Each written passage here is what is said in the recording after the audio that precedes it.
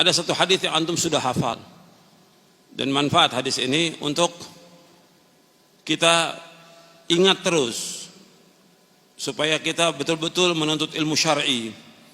Di dalam hadis yang sahih yang diriwayatkan oleh Imam Muslim dan yang lainnya, Nabi SAW bersabda dari sahabat Abu Hurairah radhiyallahu an, Nabi bersabda, "Man naffasa an mu'minin kurbatan min kurabi dunya, naffasa Allah anhu kurbatan min kurabi yaumil qiyamah. Wa man yassara ala mu'sirin, yassara Allahu alaihi fid dunya wal akhirah. Wa man satara musliman, satara Allah fid dunya wal akhirah. Wallahu fi auni al-'abdi ma kana al-'abdu fi auni akhi. Wa man salaka tariqan yaltamisu fihi 'ilman, sahhalallahu lahu bihi tariqan ilal jannah.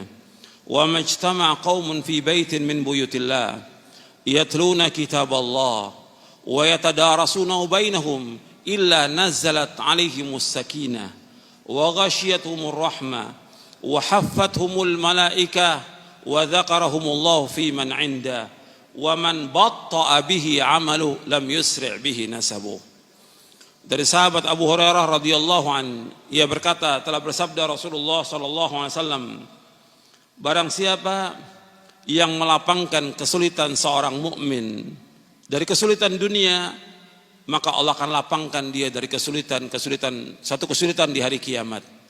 Barang siapa yang memudahkan orang yang dililit utang, maka Allah akan mudahkan dia nanti pada hari kiamat. Allah akan mudahkan di dunia, Allah mudahkan di akhirat.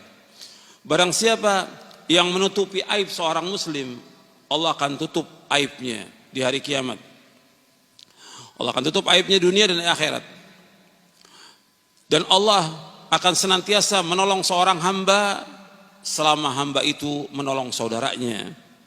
Dan barang siapa yang berjalan untuk menuntut ilmu, maka Allah akan mudahkan jalannya ke surga. Antum ingat tuh, barang siapa yang berjalan untuk menuntut ilmu, Allah akan memudahkan jalannya ke surga. Wa man salaka tariqan yaltamisu fihi ilman, sahhalallahu lahu bihi tariqal jannah. Barang siapa yang berjalan untuk menuntut ilmu, Allah akan mudahkan jalan ke surga.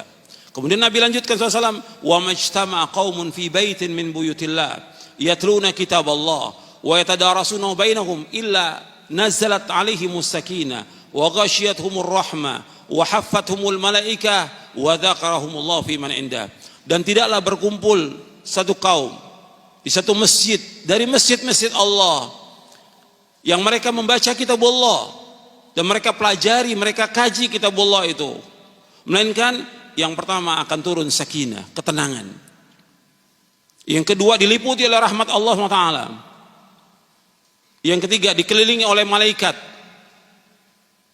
Yang keempat Allah akan sebutkan orang-orang yang hadir oleh Allah, disebutkan di hadapan para malaikat yang berada di sisi Allah Taala.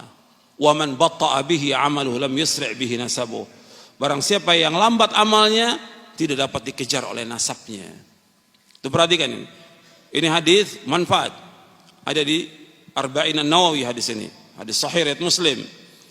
Yang pertama Nabi sebutkan, kalau ada teman kita, saudara kita mengalami kesulitan, kesusahan, bantu, jangan diam kita. Dia seorang muslim, kita kenal, kita tahu, apalagi dia saudara kita, tetangga kita, dia sulit, bantu. Allah akan hilangkan nanti kesulitan kita nanti pada hari kiamat. Orang yang memudahkan, orang yang dililit utang, dia nggak mampu untuk bayar, susah hidupnya, dililit utang karena dia nggak ngerti. Dia berutang orang miskin, kita bantu untuk bisa membayarkan hutangnya. Atau dia hutang pada kita, yang kita lihat nggak mampu dia untuk bayar, kita bebaskan.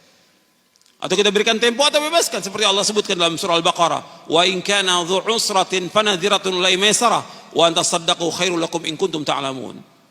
Dan jika orang yang sulit nggak mampu untuk bayar utang, kamu tunda sampai waktu dia lapang. Kalau kamu sedekahkan itu lebih baik bagi kamu jika kamu mengetahui. Mudahkan orang yang dililit oleh utang. Kemudian yang ketiga Nabi sebutkan, barang siapa yang menutupi aib seorang muslim, Allah akan tutup aibnya dunia dan akhirat. Jadi nggak boleh kita menyebarkan aib seorang muslim, apalagi di orang-orang yang saleh, orang-orang yang baik, yang taat kepada Allah, taat kepada Rasulnya. Yang keempat, Allah akan selalu menolong seorang hamba selama hamba itu menolong saudaranya. Selama kita menolong seorang hamba, menolong seorang, Allah akan tolong kita. Yang kelima, Allah sebutkan barang siapa yang berjalan untuk menuntut ilmu, Allah mudahkan jalan ke surga. Itu perhatikan tuh. Maka nggak boleh kita lepas untuk menuntut ilmu. Sampai kapan menuntut ilmu? Sampai wafat. Terus kita harus semangat untuk menuntut ilmu syar'i sampai kita diwafatkan oleh Allah. Belajar Quran dan Sunnah menurut pemahaman salafus soleh. Wajib gitu loh. Yang pokok yang pertama kita kaji tentang akidah. Kajian tentang akidah, bukan kajian tentang tematik-tematik, bukan. Bukan yang lain, bukan ceramah umum. Kajian Al-Quran was Sunnah ala fahmi salaf. Akidah yang pokok yang pertama kali. Kemudian selanjutnya, barang siapa yang berkumpul di satu masjid, dari masjid Allah, di masjid, kajian itu di masjid, bukan di rumah, di masjid. Barang siapa yang ngaji di masjid, nuntut ilmu di masjid, belajar di masjid, dia kaji kitab Allah, maka 4 Allah Nabi sebutkan. Yang pertama apa? Turun sakinah, ketenangan. Beda dengan di rumah, beda di tempat lain. Di masjid turun sakinah, ketenangan kalau kita belajar Quran dan Sunnah. Yang kedua, diliputi rahmat Allah yang sangat luas, dan kita selalu mengharapkan rahmat Allah.